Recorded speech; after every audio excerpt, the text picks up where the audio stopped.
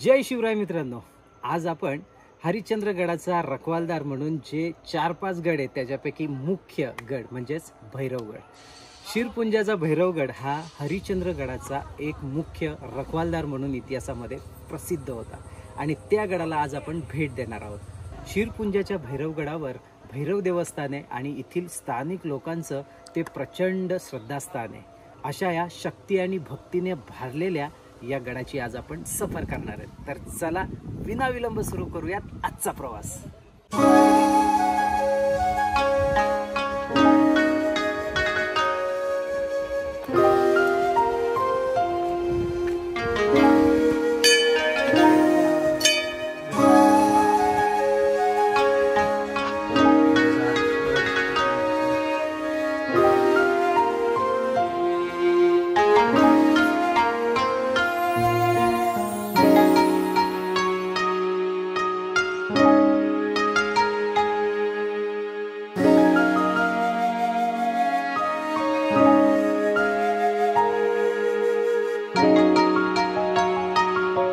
मित्रांनो, ज्या गोष्टीची भीती वाटत होती तेच झालं. अगदी आपण चढाईला सुरुवात केली तिथपर्यंत अगदी शांत वातावरण होतं आणि 5 मिनिटात वातावरणामध्ये बदल झालाय. बदल असा झालाय, धुकं खूप भरून आलंय आणि पाऊस पडायला लागलाय. कदाचित पाऊस पडून गेल्यानंतर धुकं क्लिअरही होईल आणि आपल्याला चांगला सॉनिक व्ह्यू बघायलाही मिळेल. आणि या गडावर चढाई करत असताना सगळ्यात महत्त्वाची आणि आवडलेली गोष्ट म्हणजे ही रेलिंग. महाराष्ट्रातली सगळ्यात मोठी रेलिंग ही भैरवगडावर आपल्याला बघायला मिळते आणि ही प्रशासनाने म्हणजेच वन विभागाने या ठिकाणी लावलेली आहे. त्याचं कारण असं आहे की इथे प्रचंड पाऊस पडतो आणि त्या पावसाने ही भैरवगडाची वाट ही पूर्णपणे नेस्तनाबूत झाली होती. मग याच्यावर उपाय म्हणून वन विभागाने या रेलिंग लावलेल्या आहेत आणि या रेलिंगमुळं ही दुर्गम असणारी वाट आता सुगम झालेली आहे. अगदी 10 ते 15 मिनिटांमध्ये आपण बालेकिल्ल्यामध्ये पोहोचतो. इतकं सुंदर कार्य हे वन विभागाचं आहे आणि म्हणून आपण गडप्रेमी या नात्याने वन विभागाला धन्यवाद देऊयात. Salute to you. तुमच्यामुळे आमची वाट सुखकर झालेली. आता आपण चढाई करायला सुरुवात करू. चला.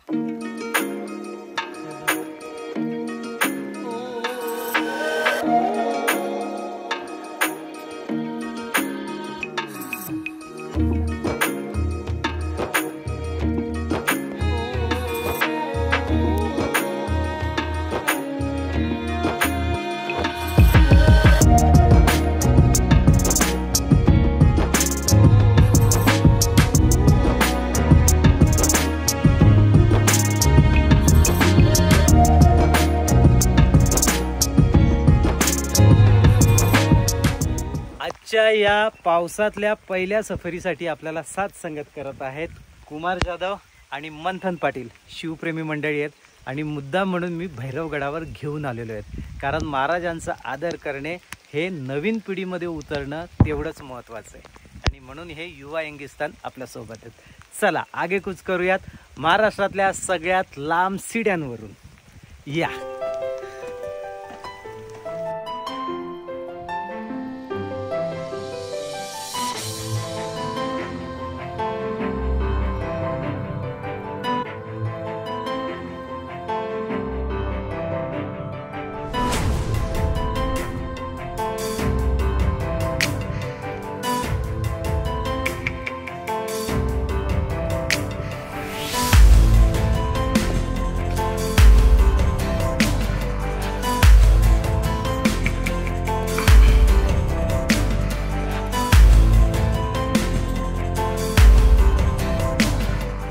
जसं आपण शिडीच्या वाटेने वरती आलो की पायरी मार्ग लागतो. हा समोर दिसणारा खर पायरी मार्ग आहे. खरं तर दमछाक होते, पण या मार्गाने आपण वरती चढून आल्यानंतर एका खिंडीमध्ये येतो. इकडे घनचक्करचं पठार आहे आणि हा मुख्य भैरवगड आहे. या खिंडीमध्ये आल्यानंतर या 2 शिड्या आपल्याला बघायला मिळतील.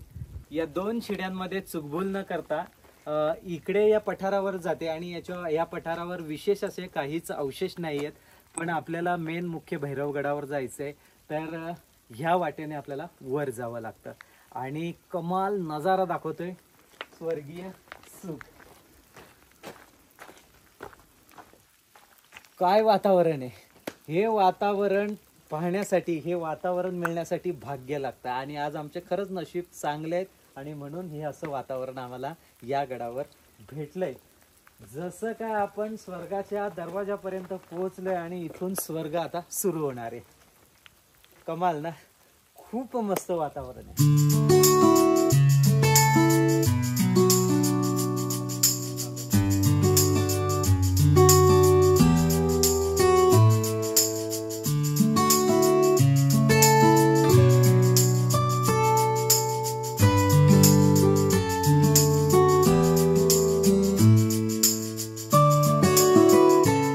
इथे चढून आल्यानंतर खूप थकवा जाणवत होता, कारण सकाळी एक गड केला आणि दुपारनंतर हा दुसरा किल्ला ट्रेकिंगसाठी आपण घेतला होता आणि चढताना खूप खर असल्यामुळे दमछाक झाली.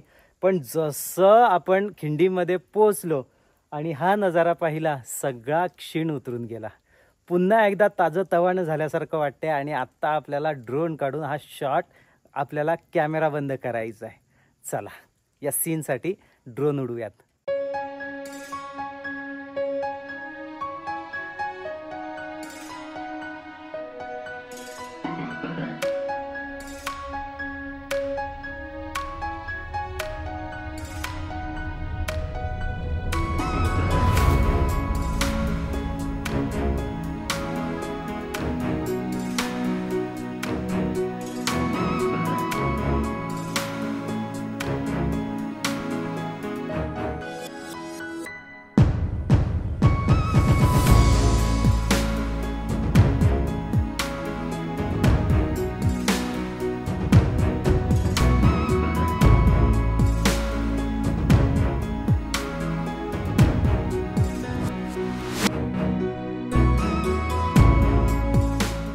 फॉग आल्यामुळं आपण स्वतःला आवरू शकलो नाहीत आणि खूप मनसोक्त अशी फोटोग्राफी केलेली आहे. आपण फोटो काढलेले आहेत.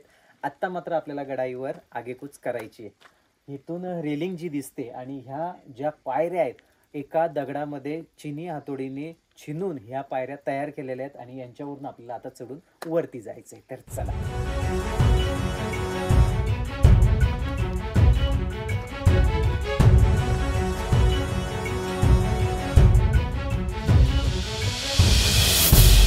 पूर्वीच्या जमान्यात म्हणजे या किल्ल्याची निर्मिती साधारणतः 11व्या ते 12व्या शतकामध्ये झाली होती आणि त्या काळामध्ये तत्कालीन लोक खूप उंच असल्या कारणाने पायऱ्यांची रचना ही उंच आहे.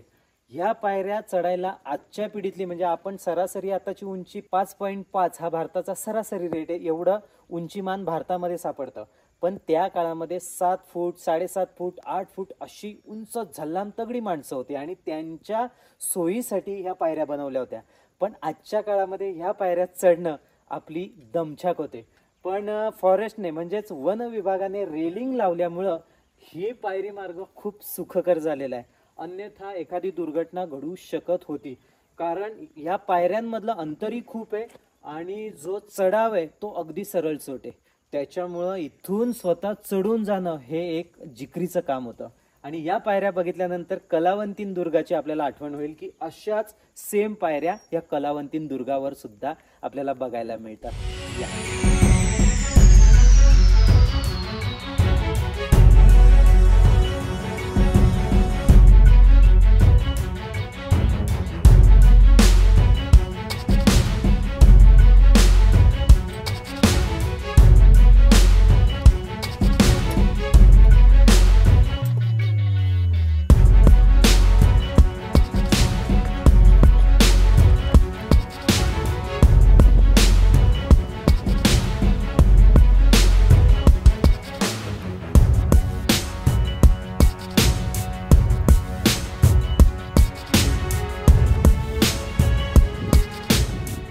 हे समोर दिसणारं मित्रांनो घनचक्करचं पठार आहे आणि इथून आपल्याला पुढे कात्राबाईच्या घाटामध्ये उतरता येतं. आणि या पठारावरून वातावरण जर क्लिअर असेल तर संपूर्ण हा प्रदेश निहाळता येतो.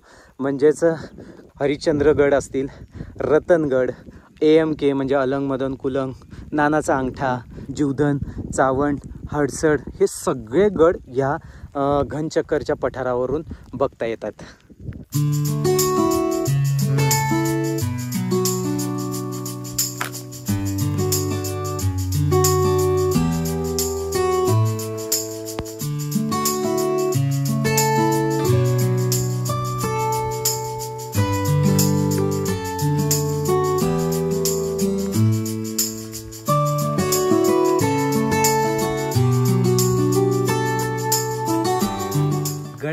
पिण्याच्या पाण्याची व्यवस्था या ठिकाणी आहे. खांब टाकं बघायला मिळतंय. हा उघडा पोर्शन आहे, हे वेस्टेज जाणारं पाणी आणि त्याचं नियोजन सुद्धा इथे केलेलं आहे. आतमध्ये एक भली मोठी टाकी आहे आणि तिची रुंदी साधारणतः 15x10 ह्या आकाराची ही टाकी आहे आणि वर्षभर पिण्यासाठी पाणी या ठिकाणी उपलब्ध असतं.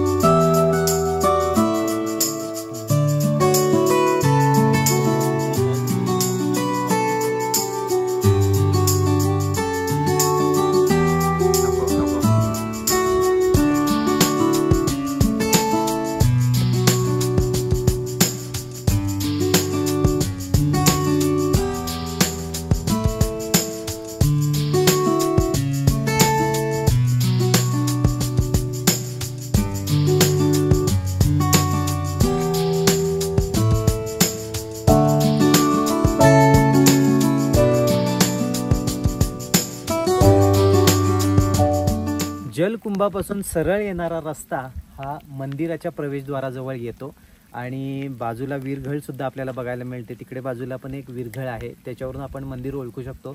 मंदिराची गुहा ही अतिशय प्राचीन आहे आणि त्या गुहेमध्ये भैरवनाथांचं मंदिर आहे. आपण ते मंदिर आता पाहणार आहे.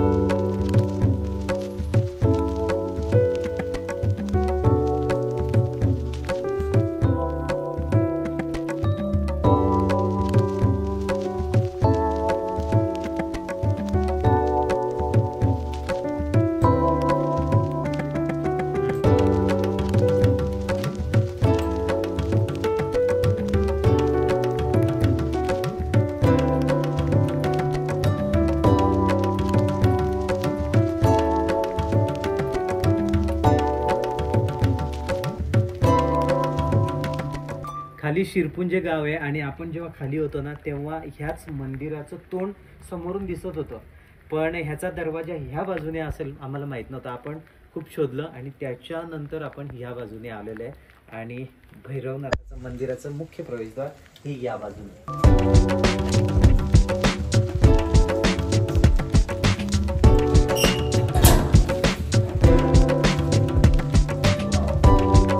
जय भैरोबा.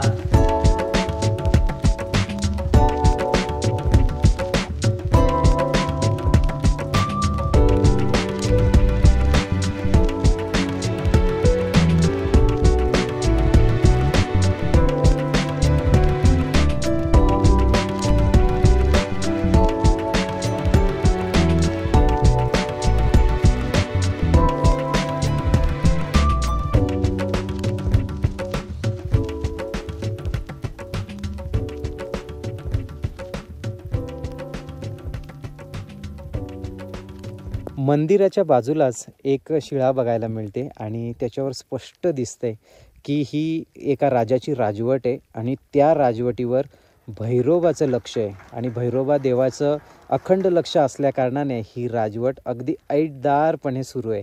इथे राजवटीतले राजे आहेत आणि ते ऐटीत चालताना दिसत आहेत. शिळेच्या उजव्या बाजूला धान्य कोठार आहे आणि ते अतिशय पुरातन आहे. एका कातळ दगडामध्ये खोदलेल्या या खोल्या आहेत आणि ते आपल्याला बघायचं आहे. या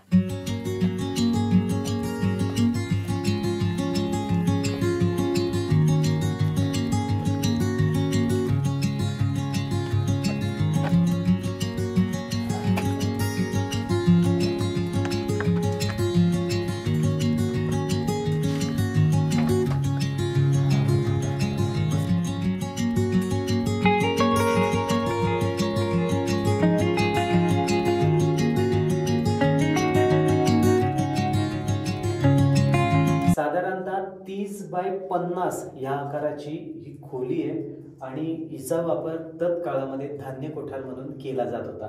गडावर राबता असतो आणि त्या राबत्याला वर्षभर धान्य पुरलं पाहिजे या हेतूनं स्टोअर करून ठेवलं जातं आणि इतकी मोठी स्टोरेज रूम पाहिल्यानंतर या गडावर राबता मोठ्या प्रमाणात असेल असा आपल्याला अंदाज बांधता येतो.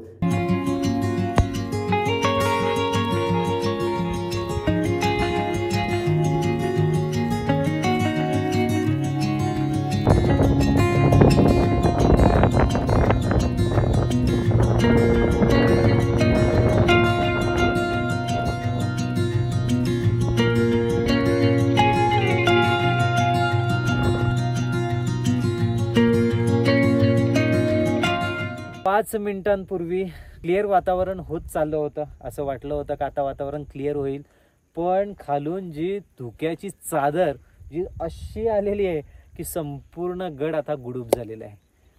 गड म्हणजे घनचक्करचं पठार असेल किंवा भैरवगड असेल, आता संपूर्ण धुक्यात हरवायला लागलेला आहे.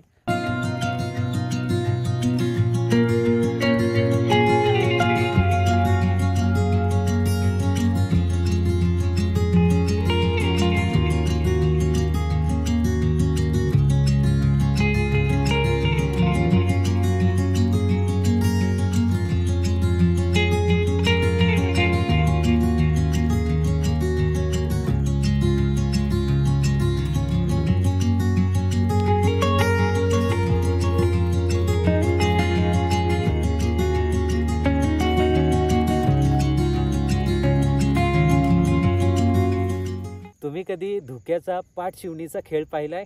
या मी दाखवतो. हा माझ्या पाठीमागे जो सुरू आहे हा खेळ, हा धुक्याचा पाठ शिवणीचा खेळ आहे.